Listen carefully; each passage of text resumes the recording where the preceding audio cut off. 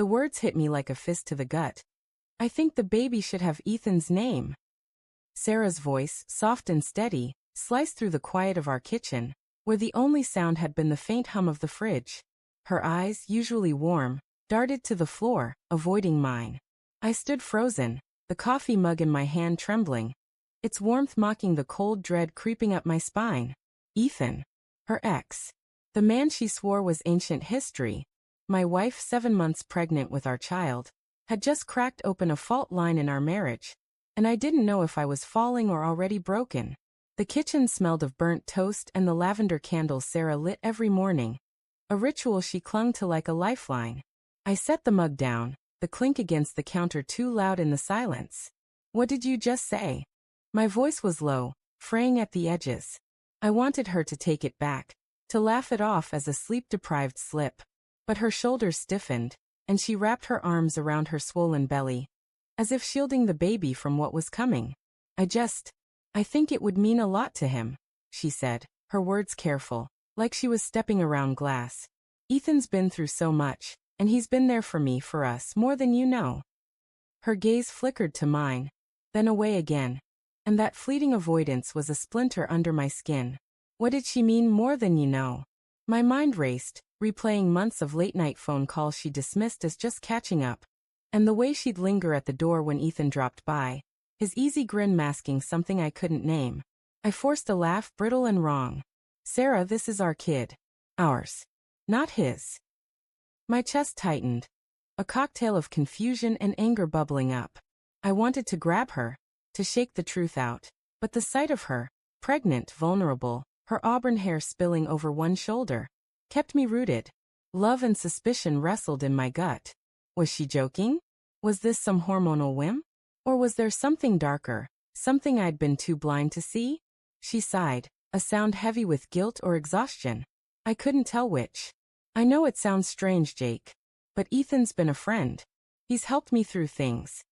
Her voice cracked, and she turned to the sink, busying herself with a sponge. The faucet dripped, a steady plink-plink that matched the pulse pounding in my ears. I thought of the past year.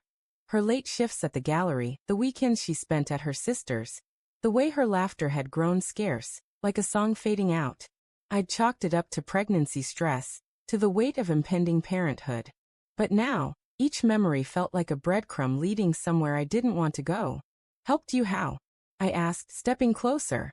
The linoleum was cold under my bare feet, and the morning light slanted through the window, catching the dust motes swirling between us. She didn't answer, just scrubbed harder at a non-existent stain. My heart thudded, each beat a question. What are you hiding? I thought of Ethan's name in her phone, the text I'd glimpsed but never read, the ones she deleted when she thought I wasn't looking. I'd trusted her. I'd trusted us. But trust is a fragile thing, and hers was starting to feel like a lie. Sarah, look at me. My voice was sharper now, cutting through the haze. She turned, her eyes glassy, her lips pressed tight. Why his name? Why now? I hated how desperate I sounded, how the room seemed to shrink around us, the walls closing in with every unspoken word. She opened her mouth, then closed it, like the truth was too heavy to lift. The silence was unbearable, a living thing pressing against my ribs. He's been there when I needed someone, she whispered finally, her voice barely audible over the faucet's drip. When you were working late, when I was scared about the baby, about us. Ethan listened. Her words were a blade, twisting deeper with every syllable. I saw it then, the late nights I'd spent at the office, chasing deadlines, thinking I was building a future for us. Had I left her alone too long? Had I pushed her toward him? Or was this her choice, her betrayal, plain and simple? I sank into a chair, the wood creaking under my weight. What are you saying, Sarah? My mind spun, conjuring images I didn't want. Her and Ethan, their laughter, their touches, their secrets. I wanted to scream, to demand answers, but fear held me back. What if the baby wasn't mine? The thought was a poison, seeping into every corner of my mind, tainting every memory of her smile, her touch, the life we'd planned. She crossed the room, her hand reaching for mine, but I pulled back, the motion instinctive. Hurt flashed across her face, but I couldn't care, not yet. Jake, It's not what you think, she said, her voice trembling. I love you. I do. But Ethan, he's part of my past, and he's been here helping me process things. I owe him. Owe him?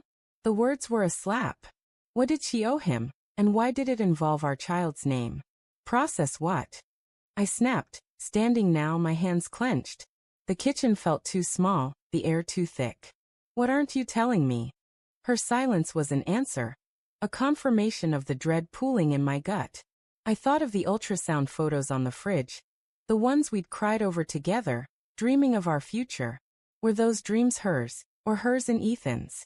She took a breath, her hands cradling her belly. Last year, when I lost the first pregnancy, I didn't tell you everything. Her voice broke, and my heart stopped. A miscarriage? She'd never mentioned it. I'd thought we shared everything, but here was a secret, a wound she'd kept hidden. Ethan was there. He held me when I couldn't stop crying. You were at that conference, and I didn't want to burden you. The room spun. A miscarriage. A secret. Ethan. Each revelation was a brick, building a wall between us. I wanted to feel for her, to ache for her loss, but anger was louder. You went to him instead of me? My voice was raw, shaking. And now you want our baby, to carry his name? Her tears fell now, silent and steady. It's not about him, Jake. It's about me. About honoring what got me through. But her words felt like a lie, a half-truth masking something uglier. I stepped back, the distance between us a chasm. My eyes caught the lavender candle, its flame flickering nearly out. Like us. Then she said it, the words that shattered everything. I don't know if the baby's yours. Her voice was a whisper, but it roared in my ears, drowning out the world. Time stopped. The kitchen, the candle, the drip of the faucet, all of it faded. I stared at her, at the woman I loved, and saw a stranger. My knees buckled, but I stayed upright, clinging to the edge of the counter. The truth was out, raw and bleeding, and there was no going back. Yet in that moment, a twisted clarity hit me. I loved her. Even now, with my world crumbling, I loved her. But love wasn't enough, not anymore. I grabbed my keys, my voice barely a whisper. I need time. As I walked out, the door's slam echoed like a gunshot, and I wondered if I was leaving her, or the lie we'd both been living.